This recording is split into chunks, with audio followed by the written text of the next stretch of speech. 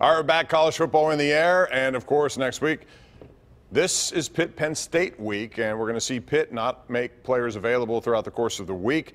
They barely won yesterday. Penn State romped. So when we look at this, gentlemen, real quick, how do you size it up? The point spread says 18.5 at this point. Jason Mackey, too much points, too little points. How do you look at this? We're not talking about ignoring the media and not preparing your players to speak to the media like they have to do at the next level? Yeah, that's what we're talking about for the second year in a row. Pitt will not make anyone available.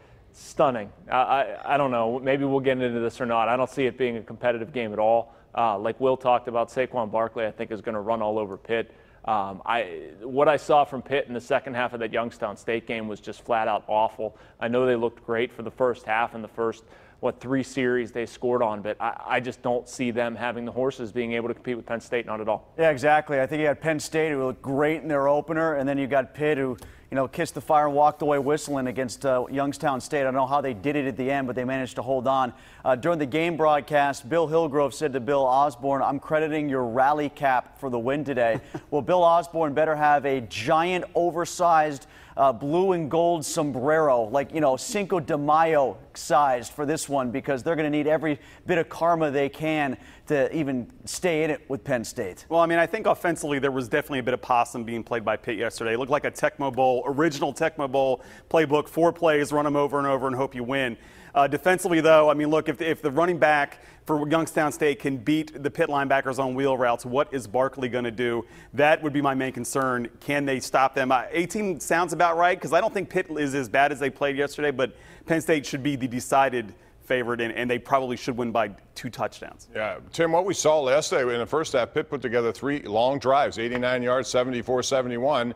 To me, that's the only way they're going to be able to keep in this game is if they can take the ball away from that offense. What else must they do? They've got to prevent Penn State from doing the same thing, because didn't Youngstown State have some long drives too? In the second half, yeah, changed. Yeah, so I think that would be the same sort of thing to ask of Pitt, is to do it on both sides, is to keep maintaining possession while you can, and then minimize the amount of time that Penn State has the ball on the field, because they can explode at any point the more opportunities you give them. All right, give me a score real quick around the horn, starting with you, Jason. What do you see? 102-0. And the guys, I can't even go there on the not speaking to the media. It's just too ludicrous. I'm going to say 45-17 Penn State, and out of sheer mockery, they play Sweet Caroline between the 3rd and 4th quarters. I'll go a little bit lower. I'll say 37-17, something like that. I just think that, on the road, it's going to be real tough. But look, hey, Pitt went into Clemson. You're not supposed to be able to win there either. They have a chance. I wouldn't be dropped in stunned, but I mean, look, it's going to be a tough road. Yeah, I agree. I think Pitt has a chance, and then the first half that'll win, but I still think they'll cover. That's too many points. My experience tells me take points in that situation, so I don't see an 18-point deficit there. We're going to take a break. We'll talk about Cleveland-Pittsburgh, the first NFL game coming up next Sunday. That's next, right here on the #1 Cochran Sports Showdown.